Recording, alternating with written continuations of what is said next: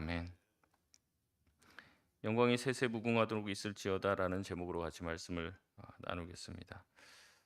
사도 바울은 어저께 본문까지를 통해서 로마 교회 성도들에게 안부를 묻고 또 문안하라라고 권면을 했습니다. 그리고 오늘 본문이 로마서의 마지막 당부의 부분이죠. 17절 말씀에 형제들아라고 이야기하며 자신이 마지막으로 권면할 내용들을 정리하여 말합니다. 이 권면의 내용은 17절 뒷부분에 나오죠. 너희가 배운 교훈을 거슬러 분쟁을 일으키거나 거치게 하는 자들을 살피고 그들에게서 떠나라고 말하고 있습니다. 거짓 교사들과 또 교회 안에 들어와 있는 분란을 일으키는 세력에 대해서 경고하는 것이죠. 이 권면은요, 많은 사람들이 실제로 로마 교회에 이런 일이 있었다라고 보기보다는 앞으로 이런 일이 생길 수 있기 때문에 미리 예방 주사를 맞는 차원에서 말한 것이라고 여겨집니다. 왜냐하면 이 문제가 이미 로마 교회에 있는 문제이고 퍼져 있는 문제라면은 이미 그 앞부분에서 충분히 다뤘을 텐데 그 얘기를 전혀 하지 않고 마지막 부분에 누군가를 구체적으로 지목하지 않고 이런 사람을 주의하라고 말하고 있기 때문에 그렇습니다. 그래서 약간 경고성이라는 거예요. 앞으로 이런 일이 생길 수 있다 로마 교회에. 그러니까 이런 일이 생길 때 어떻게 대처하라고 미리 하는 권면이라는 거죠. 사도 바울은 로마 교회가 앞으로 이런 거짓 교사들의 위협에 노출되어 있다는 것을 이미 예상을 했습니다. 그리고 실제로 이후에 로마 교회에 이런 거짓 교사들이 찾아옵니다. 거짓 교사들은 로마 교회에만 찾아온 게 아니라 바울이 세워줬던 수많은 이방의 교회에 찾아와서 율법을 강요하고 또한 하나님의 말씀이 또 복음으로만 충분하지 않고 다른 것들이 필요하다고 이야기하며 성도들을 갈라놓았습니다. 아볼로파, 바울파, 예수파, 막 온갖 파들, 막 베드로파, 자기가 좋아하는 사람들을 따라서 교회를 갈라놓는 거죠. 이런 일들을 했습니다. 그렇기 때문에 바울은 로마 교회에도 곧 이런 일이 닥칠 것을 예상했다는 것이죠. 그래서 먼저 이야기합니다. 그 로마 교회에 오게 될 거짓 교사들은 이러한 사람이라는 거죠. 교회에 분쟁을 일으키게 될 것이다. 교회에 당을 짓게 만들고 또 마음이 어려워질 만한 일들을 교회 안에 만들게 된다는 거죠. 그래서 성도들로 하여금 교회를 떠나게 만들고 믿음에서 이탈하게 만들 것이라고 하는 거죠. 이들에게서 단호하게 떠나라고 말합니다. 근데 로마 교회 성도들이 어떻게 떠나겠습니까? 사실 이런 사람들을 이제 배척하고 교회에서 몰아내라고 하는 것이죠. 그 해마다 이제 저 같은 경우는 이제 그 연초에 올해는 못 했는데 뭐 내년에는 좀 할 수 있으면 했으면 좋겠는데 그 이단 특강을 조금 이단을 배우는 게 아니고요. 이단들에 대해서 우리가 예방 주사를 맞는 거를 뭐 예방 주사 우리가 독감 예방 주사도 1 년에 한 번씩 맞잖아요. 그거 하듯이 우리도 이제 늘 이거 리프레시하고 들어봐야 됩니다. 근데 이단의 특징이 거의 다 똑같아요. 처음 시작이 어떻게 되냐면 결국에는 교회에 와서 교회를 이제 분란을 일으키고 또 교회를 갈라놓는 일을 하게 됩니다. 처음에 와서는 열심히 막 봉사해요. 그래서 '아 열심히 하시는 분인가 보다.' 맡겨 놨더니 뒤에 가니까 이제 목회자 비방하고 그다음에 같이 또 교회에 있다 보면 교회 불만을 가지신 분들이 있잖아요. 그런 분들을 막 충동적시켜서 어떤 파를 만들고 그래서 교회에서 이탈하거나 아니면 교회에 분란을 일으켜서 교회를 어지럽히게 만드는 거죠. 거의 패턴이 똑같습니다. 그래서 이 교회에는 구원이 없고 이 교회는 소망이 없다. 그래서 우리가 딴 교회를 가자. 이런 패턴으로 나타난다는 거죠. 이런 사람이 찾아오게 됐을 때 조심하라고 바울은 얘기합니다. 왜냐하면 바울은 시종일관 로마서를 통해서 우리에게 뭘 얘기합니까? 교회가 이방인의 교회, 유대인의 교회로 나눠져 있으면 안 된다는 거죠. 교회가 항상 하나, 일치를 이루기 위해서 애써야 한다는 겁니다. 우리의 견해가 다를지라도 그 일치를 위해서 애써야 된다고 얘기하는 거죠. 여러분 이것은 칼빈도 똑같이 얘기합니다. 루터도 똑같이 얘기해요. 이게 굉장히 중요하다고 얘기해요. 근데 여러분 루터나 칼빈을 보면 어떻게 해요? 기존의 로마 교회에 있다가 어떻게 보면 이탈한 사람이잖아요. 근데 이것을 굉장히 교회의 일치를 굉장히 강조합니다. 근데 왜 그러면 당신네들은 교회에서 이렇게 나왔냐? 이런 질문을 받는단 말이죠. 그래서 루터나 칼빈이 말한 게 뭐냐면 그 로마 카톨릭 그 교회는 정상적인 교회가 아니었다는 얘기를 합니다. 그러면서 이제 교회의 기준에 대해서 얘기해요. 바른 교회는 이래야 된다. 성례와 성찬이 바르게 성경적으로 이루어져야 되고, 또 말씀의 선포가 성경에서 어긋남이 없어야 한다고 얘기를 하고, 몇 가지 조건들을 달아서 얘기합니다. 그 외에는 다른 문제가 있을지라도 교회를 떠나거나 나눠서는 안 된다고 얘기하죠. 그러니까 자기들이 지금 로마 카톨릭 교회에서 지금 어떻게 보면은 이제 개혁 교회로 나오게 된 거죠. 그 이유가 뭐냐? 성례라든지 성찬이라든지 이런 것이 하나님의 말씀대로 시행되지가 않고 왜곡되게 시행이 되거나, 아니면은 하나님의 말씀을 있는 그대로 말씀대로 전하지 않았기 때문에 거기서 개혁을 계속 부르짖죠. 뭐 처음부터 루터가 무슨 새로운 교회를 하겠다는 게 아니었어요.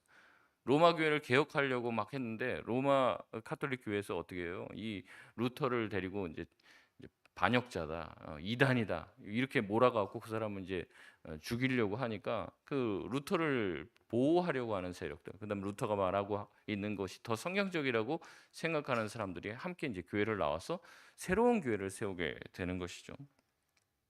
이런 교회 안에서 별일이 다 있을 수 있습니다.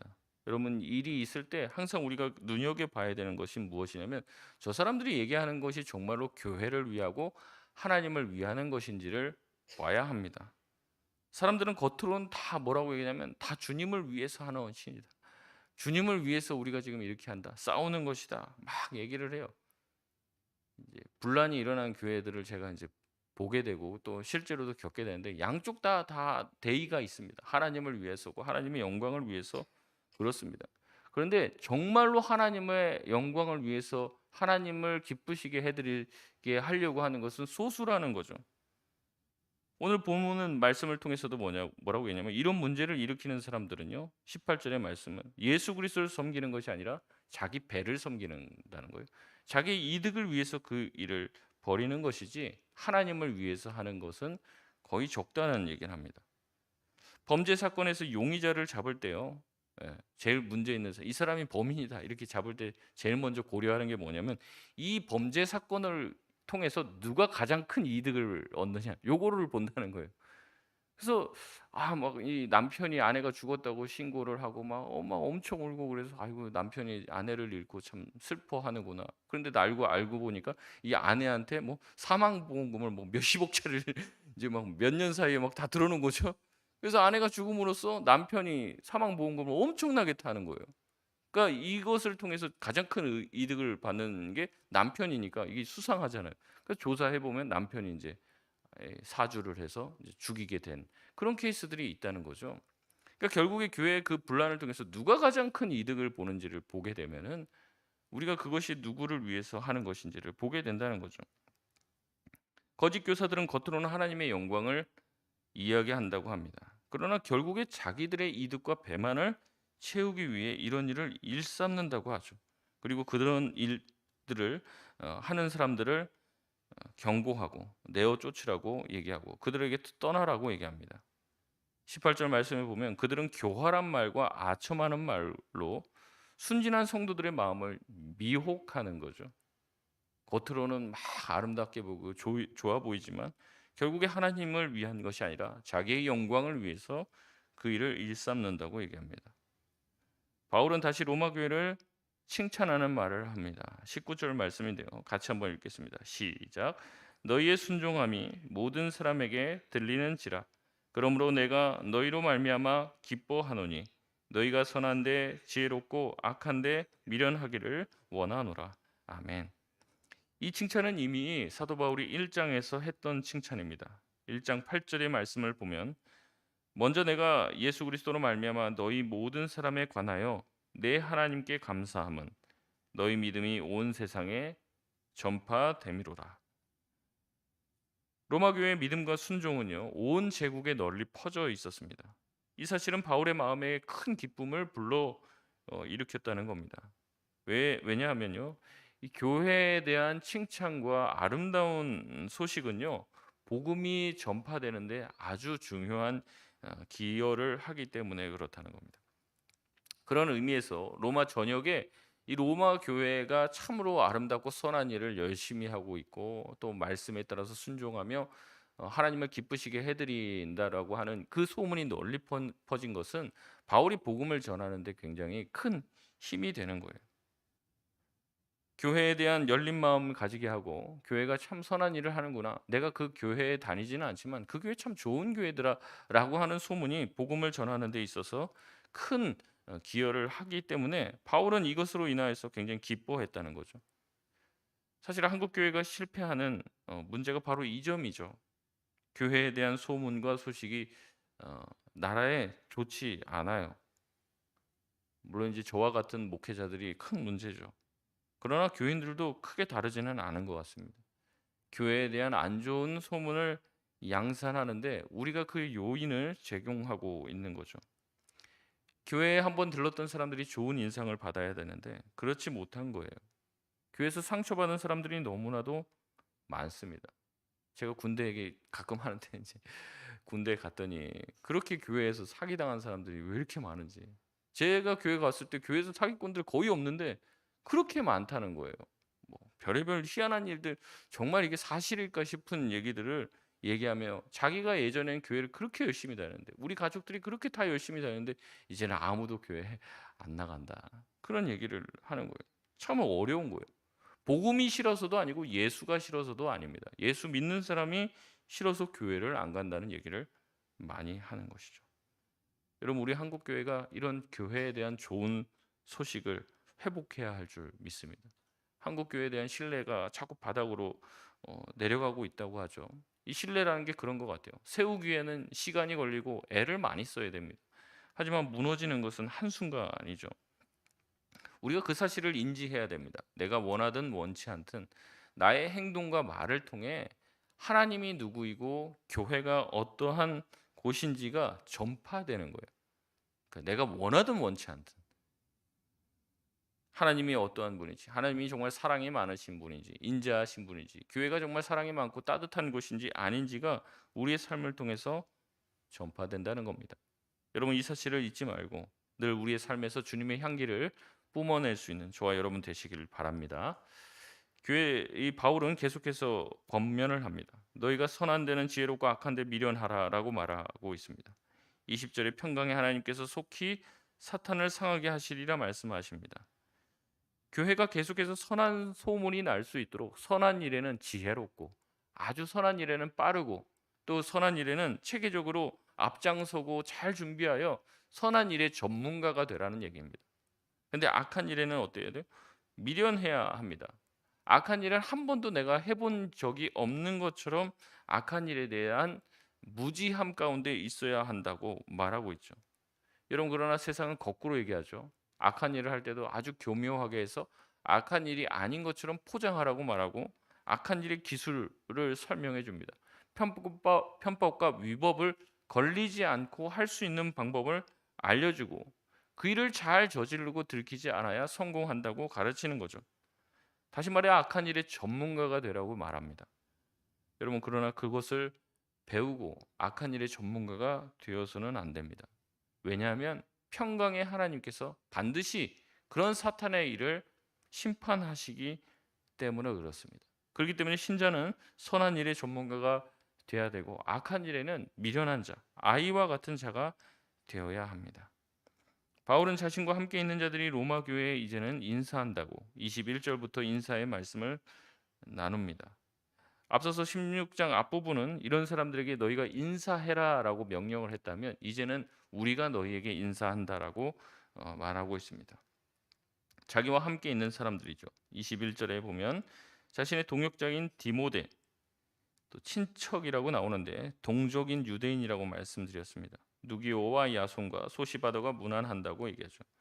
그리고 또 22절에 이 편지를 기록하는 나 더디오도 이렇게 얘기합니다.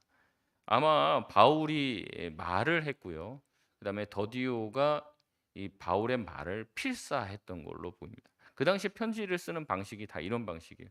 그러니까 자기가 직접 쓰는 게 아니고요.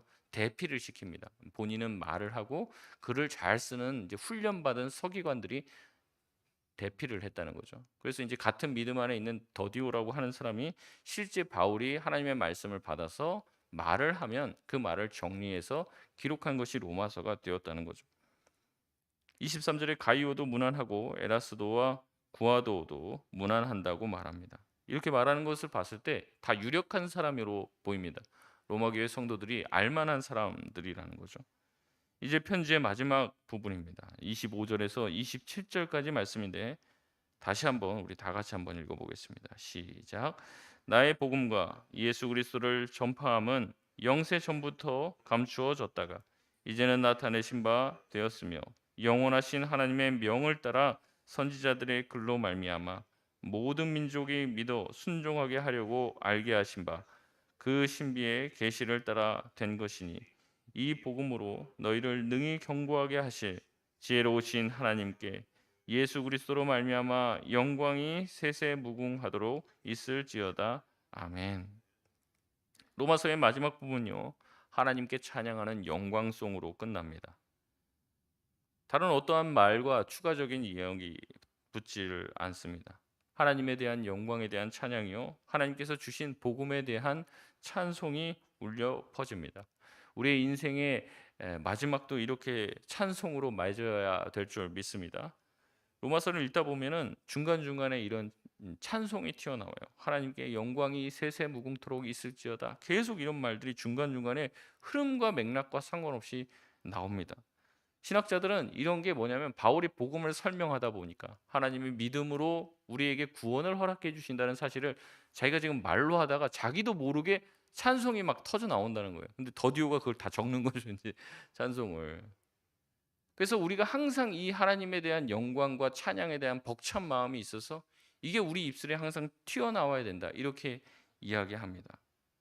저와 여러분의 삶 또한 하나님의 영광에 대한 가슴 벅참이 늘 터져나오고 새어나올 수 있는 그런 인생이 되시길 바랍니다. 때로는 우리의 인생이 힘들고 어려워요. 위로가 필요하고 격려가 필요하죠. 하나님 앞에 간구하고 울부짖고 좀 뭔가 하나님이 나를 간절히 도와줬으면 좋겠다고 하는 그런 탄식도 나옵니다. 그러나 우리 신자들의 삶의 중심과 우리 신앙의 중심에는 항상 이런 영광송이 있어야 될 줄 믿습니다. 하나님의 영광에 대해서 내가 압도당하고 그 하나님의 영광 앞에 서면 다른 모든 것은 아무것도 아니라는 것을 깨달아야 한다는 거죠. 여러분, 하나님께서 우리를 지으신 목적이 무엇입니까? 이사야서 43장 21절 말씀이죠. 아마 외우신 분도 계실 거예요. 이 백성은 내가 나를 위하여 지었나니 나의 찬송을 부르게 하려 합니다. 나의 찬송을 부르려고 우리를 지었다고 이야기합니다. 우리를 지었을 뿐만 아니라 우리를 구원해 주시고 우리를 불러 주셨습니다. 어둠에서 빛으로 불러 주신 이유가 무엇입니까? 결국에 하나님을 찬송하게 하려 하는 것이죠. 주님을 찬양할 때 우리 가운데 기쁨이 넘치는 것이고 주님을 찬양할 때 우리 가운데 있던 문제들이 해결되는 것이죠. 그래서 바울과 실라가 감옥에 갇혔을 때 그들이 한 것이 뭐예요? 하나님 나 여기서 좀 꺼내 주세요. 이게 아니죠. 하나님의 영광을 찬양한 것이 찬송한 것이 그들이 찬양할 때 옥문이 열리게 된 것이죠. 늘 우리의 삶이 하나님을 찬양하는 인생이 되시길 바랍니다. 말씀을 맺겠습니다. 로마서는 복음의 진수를 담았다고 이야기합니다. 여러분 말씀을 묵상하면서 복음의 진수를 경험하셨습니까? 이게 이제 제가 느끼는 이제 한계입니다. 이 복음의 진수고 정말 성경 중에 성경이고 뭐 그렇게 얘기하는데 로마서를 이렇게 묵상하고 같이 나누는데 이게 전달이 잘 안 되는 것 같고 복음의 진수라고 하는데 이걸 다 느끼고 계시는지 이제 뭐 생각이 들면서 이게 뭐 저의 문제기도 하고 더 우리가 로마서를 깊이 있게 접해 보지를 않았구나 이런 생각들도 듭니다. 결국에 이 로마서는요 한 번 읽고 그냥 뗄 만한 책이 아니에요. 여러분 여러 번 로마서 말씀을 읽으십시오. 그리고 인터넷이 좋다는 게 이제 우리 계속 다 그 내용들이 올라가 있고 또 주일에 다시 한번 이제 복습하는 것처럼 또 들을 수 있잖아요. 말씀을 묵상할 수 있잖아요. 어떤 책은 한 번 읽고 그냥 책장에다 꽂아 놔야 될 책이 있는가 하면 그 책이 완전히 다 다를 때까지 봐야 될 책이 있는 것 같습니다. 로마서가 그런 것 같아요. 계속해서 말씀을 묵상하다 보면 하나님이 그때는 깨닫지 못했던 것을 다시 한번 깨닫게 해 주셔서 복음의 진수에 더 근접하게 되는 은혜가 있을 줄 믿습니다.